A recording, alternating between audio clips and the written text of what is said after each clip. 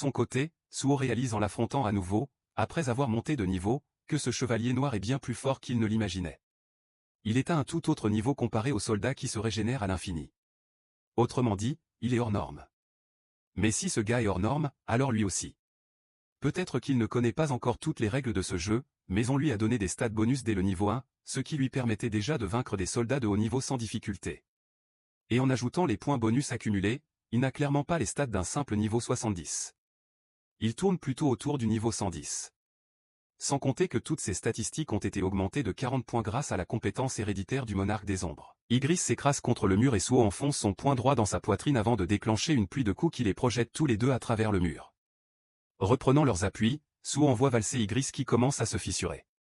Ce dernier reconnaît alors son potentiel incroyable, le mana et le talent qu'il a hérité de Monseigneur, qui ne faisait qu'un avec un être divin et qui était un chasseur de rang S de l'histoire oubliée. Il est capable de dégager une telle puissance alors qu'il ne sait même pas encore comment l'utiliser à son plein potentiel. Ygritte admet sa défaite alors que Suo le réduit en miettes à coups de poing. Alors que le corps de Ygritte s'évapore, Suo crie qu'il a gagné et monte de plusieurs niveaux. Tandis qu'il danse de joie, affirmant qu'il a enfin gagné contre cet enfoiré, un autre portail apparaît et il se demande si la sortie est enfin là. Mais en le franchissant, il aperçoit la tour de Songpa en feu.